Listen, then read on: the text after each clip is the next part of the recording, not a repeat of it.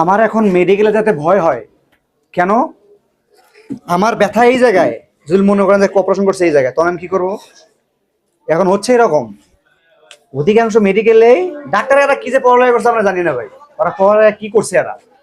অধিকাংশ প্রাইভেট মেডিকেলেই পেটের ভিতরে ছুরি রেখে সিলাই করে দেয়, সিজার রেখে সিলাই করে দেয়, কারণ ওরা ডাক্তার না। ডাক্তার পড়াশোনা করছে না ওরা। না আমি যাবো কই? আমি তো ভাই দিন মজুর মানুষ, আমি দিন আনি দিন খাই, আমি যাবো কই? আমি, আমার যাইতে ভয় লাগে এই হসপিটাল গেতে। এটা ডাক্তার না, এরা মানসিক কষাই।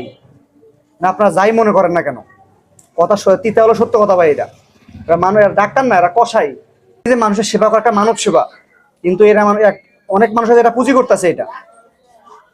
এখন এখন কি করবো ভাই? আমরা যাব কোথায়? আমার যাওয়াদের কোনো রাস্তা নাই। এখন যদি বলি ভাস্তা তুমি ভালো না, তুমি কেন কথাটা বললা? তুমি বলার কে?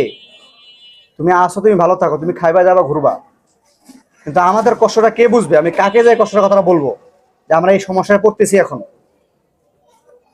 আরে ভাই বুঝি না, এরা পড়ালেখা করছে কি নিয়ে? ডাক্তারি পড়ছে না প্রচুর মাথা পড়ছে এরা? ডাক্তারের কি এটা অভ্যাস যে পেটের ভিতরে সিজার আগে সেলাই করে দেয়? ওই রাগে করে, রাগে। ওইদিন একটা নিউজ দেখলাম, একটা প্রসূতি মায়ের তার পেট সিজার করছে, সে তার চাহিদা মতো টাকা দিতে পারে নাই, ডাক্তার রাগ করে কেসি তার পেটের ভিতরে রেখে সিলি করে দিয়েছে। পরে সেই রোগী মারা গেছে এবং পরবর্তীতে পাবলিক ওই হাসপাতাল ভাঙচুর করছে। ওই ডাক্তারের কারণে হাসপাতালটা ধ্বংস হয়েছে।